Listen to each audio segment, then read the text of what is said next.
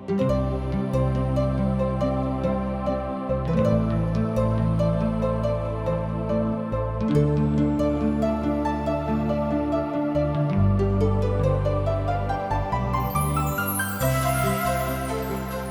आदमी के जिंदगी पाप के कारण तरह तरह की चिंता, दुख और अशांति में पड़ के सही रास्ता से अलग हो गई बा। ओके नइखे पता कि क्यों ना सही रास्ता में आई। यही खातिर TWR इंडिया जिंदगी के राह कार्यक्रम प्रस्तुत करता। ये आपके अनंत जिंदगी और उद्धार की राह में चले बदे तैयार करेला। कृपा करके देखी, सुनी, ताकि परमेश्वर आपकी जिंदगी का रास्ता बताए वाला ठहरस। प्रिय मित्र, आई पवित्र शास्त्र बाइबल के ओर ध्यान दिहल जाओ। तो अपन पवित्र शास्त्र बाइबल निकाल ली।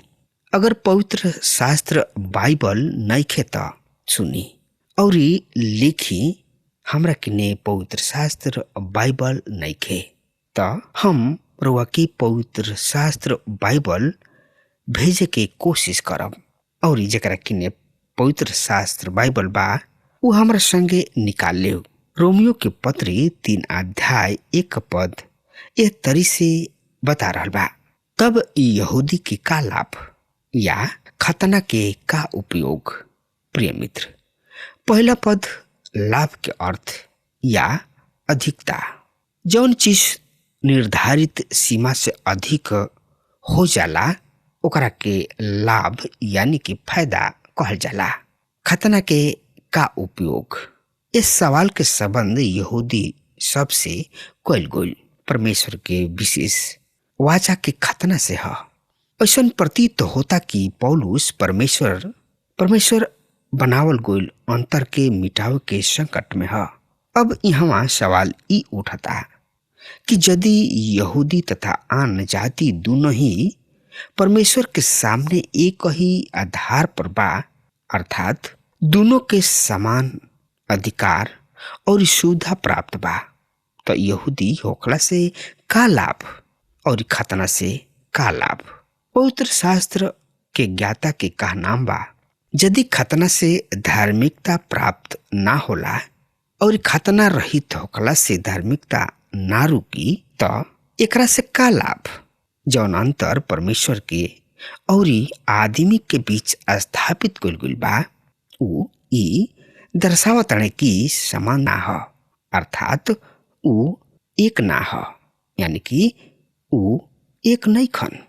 प्रिय मित्र, आज भी एगो प्रचारक के सामने ई सवाल जरूर आ जाला जब उ ई प्रचार करताने कि पवित्र शास्त्र बाइबल के आधार पर कलीसिया के सदस्य रउआ के उधार दिलावे में केहू सहायता नहीं के कर सकत। एकरा से कोनो फायदा तथा लाभ नहीं खे। जहाँ तक राउर उधार के संबंध बा, कोनो विधि विधान तथा संस्कार रउआ खातिर अर्थहीन है। परमेश्वर इस संसार के समस्त कोशिश तथा प्रयास के क्रूस पर समाप्त कर दिले। मित्र, परमेश्वर रउआ से कोनो कार्य के करे के और कोनो संस्था में शामिल होके के नहीं कहत। परमेश्वर एगो भुलाइल भटकल पापी से एक ही कार्य करे के कहेलन। उ कार्य है यीशु मसीह पर विश्वास ले आव। उ तोहरा के बचई हैं, उ तोहार उद्धार करी हैं, उ तोहार उद्धारकर्ता हमें। और जब तब आदमी परमेश्वर के इस सवाल के दी हैं, तब तक परमेश्वर के पास आदमी से कहे के कुछ नहीं खे। पर जब उ पाप में मुक्ति प्राप्त कर लेता, तब परमेश्वर वो आदमी से कलीसिया के सदस्यता के विषय कही हैं। राउर का विचार बा एकरा बारे में। मित्र, तब परमेश्वर उनका से बपतिस्मा खातिर अर्थात जल संस्कार के खातिर कही हैं। मित्र, रुआ ए सभ्य के यानी कि ए सत्य के समझ ली। राउर शारीरिक योग्यता, राउर उच्च पद, राउर धन दौलत, राउर इज्जत मान मर्यादा, राउर लइका बाचा उधार के खातिर केहू सहायता मदद नहीं कर सकत, नहीं केहू करी। पर जब रउआ पहले ही उधार मुक्ति मोक्ष प्राप्त कर लेले बानी तो रउआ अनंत मृत्यु के दंड से बच चुकल बानी।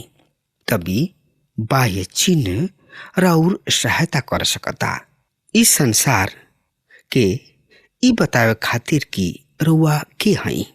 ई बाह्य चिन्ह राउर सहायता कर सकता।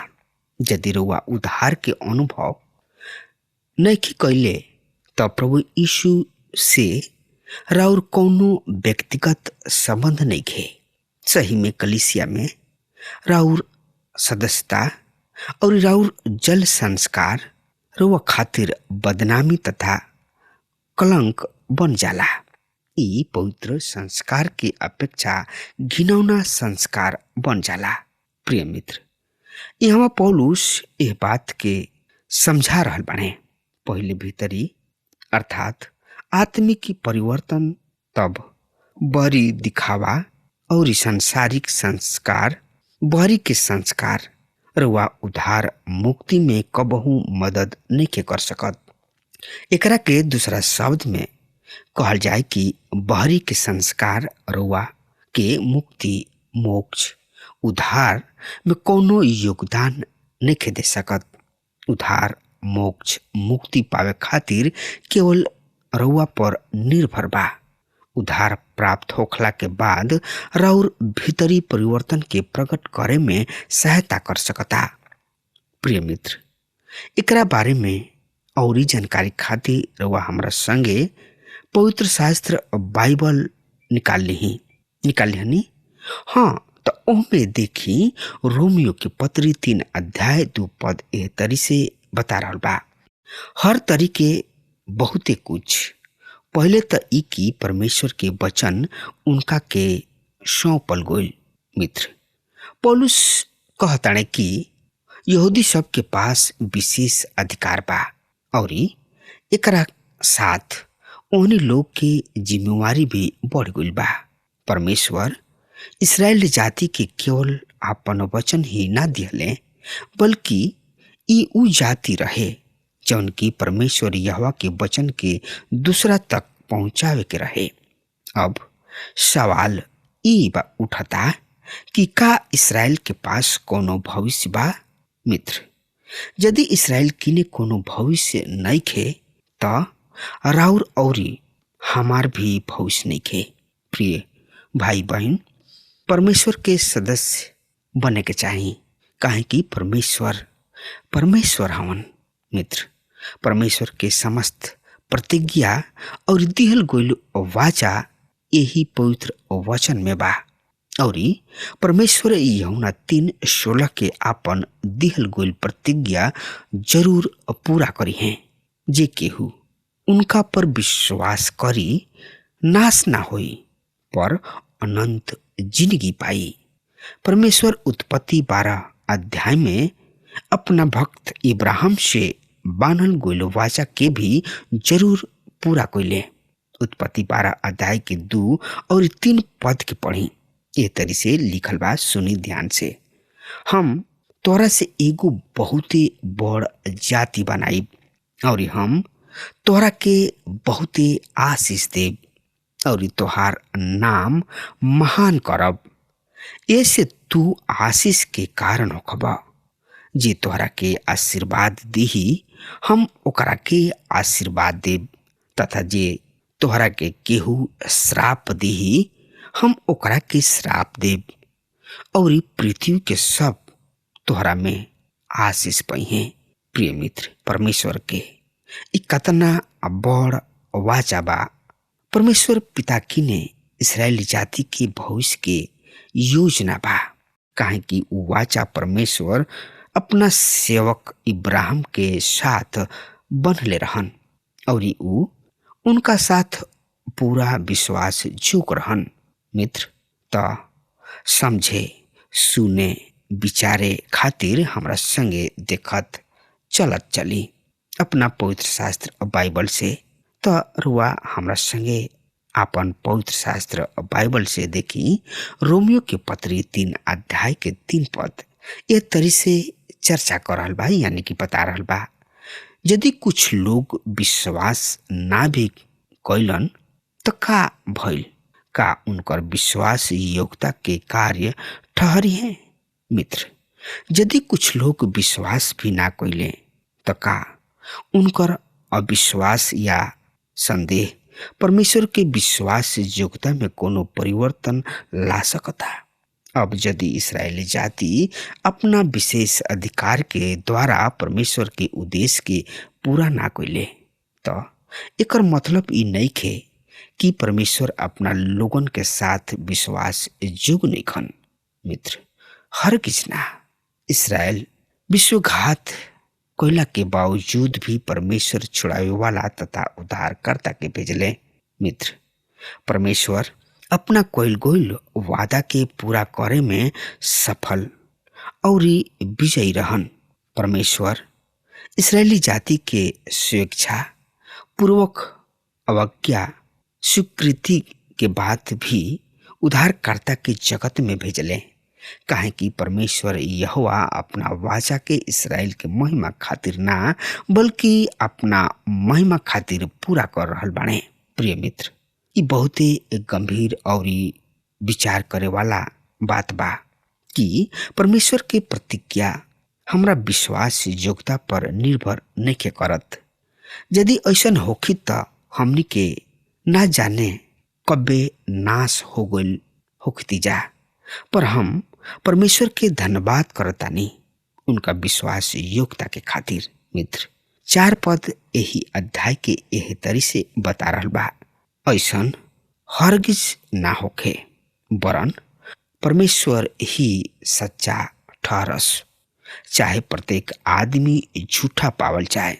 जैसे कि लिखल बा कि तू अपना बात में खरा और अपना न्याय में सच्चा ठहरला।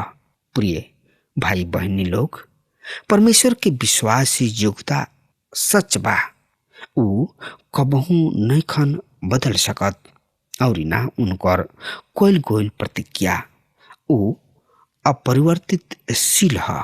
यूहन्ना अपना पहला पत्री के 5 अध्याय के 10 पद में कहताणे एह तरी से, जे परमेश्वर के बेटा पर विश्वास करेला ऊ खुद में गवाह होखेला, यानी कि अपना आप में गवाही रखेलन। ऊ जे परमेश्वर पर विश्वास ना करलन ऊ झूठ ठहरेला, काहे कि ऊ ओह गवाही पर विश्वास ना कइलन जौन की परमेश्वर यहोवा अपना बेटा के बारे में भेज ले रहन। प्रिय मित्र, एकरा के दूसरा शब्द में कहल जाए, काहे कि ऊ ओह गवाही पर विश्वास ना करलन जौन की परमेश्वर अपना बेटा के बारे में देले रहले। प्रिय दोस्त, ये बात पर विश्वास मत करीह कि परमेश्वर अपना बेटा के संसार के खातिर बलिदान होके खातिर दे दिले। ई कतना दुख के बात बा। का परमेश्वर के यह बात से दुख ना होला? जौना समय रहुआ परमेश्वर के बेटा के अस्वीकार करीना ओह समय रहुआ परमेश्वर के झूठा ठहराइना।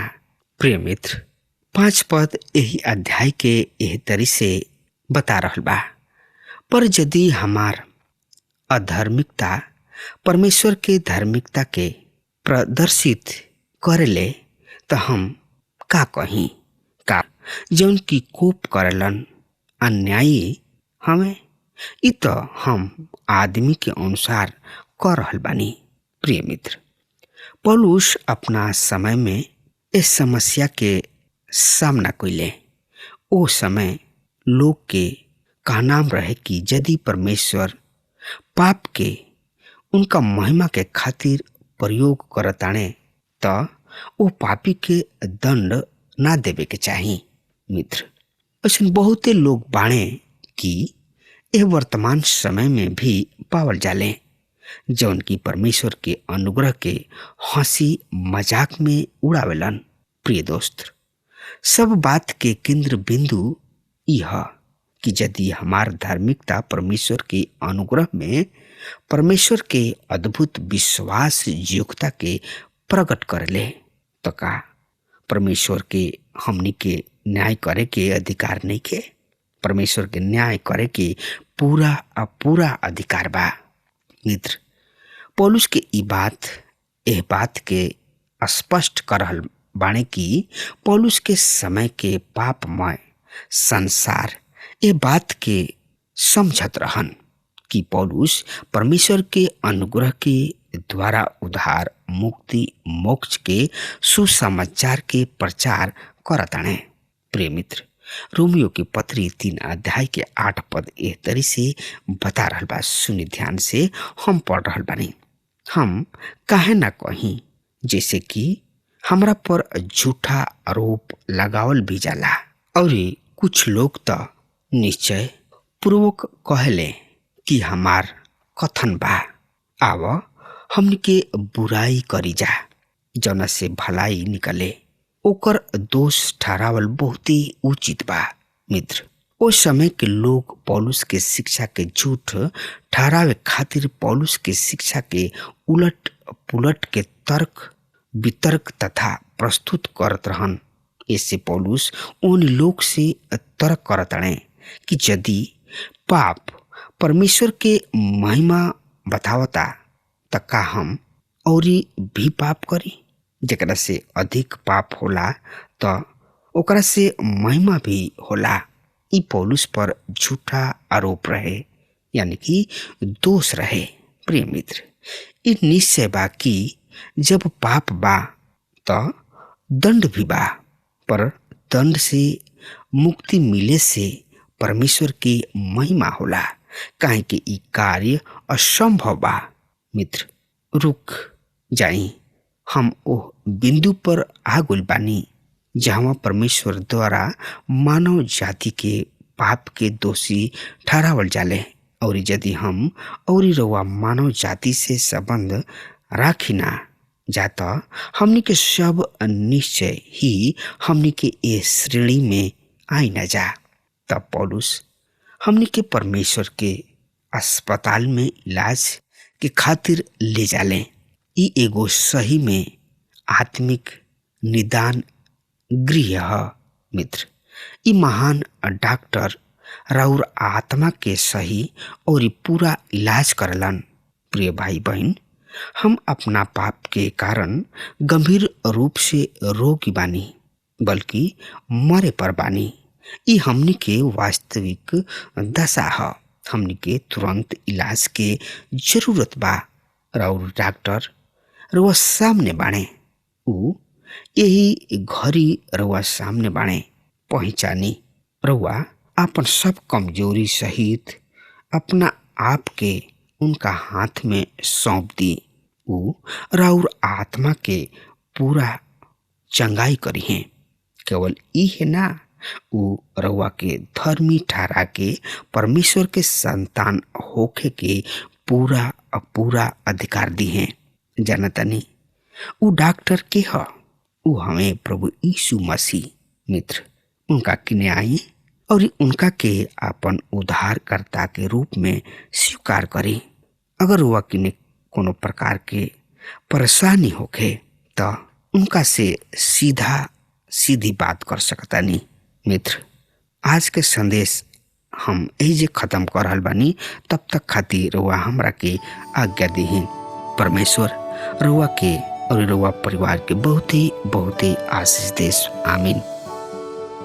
हमके विश्वास बा कि ई कार्यक्रम आप सब खातिर फायदेमंद सिद्ध भइल हुई। हम चाहतनी कि आप सब आपन आपन आशीष हमरों से बांटी। अगर आप सबके लगे बाइबल से चाहे आपकी निजी जिंदगी से क्यों सवाल होके, चाहे क्यों समस्या खातिर प्रार्थना करावे चाहतनी, तो हमारी फोन नंबर पर जरूर संपर्क करें। परमेश्वर आप सबके बहुत आशीष प्रदान करें और आज का दिन आप खातिर सुखद बनावे।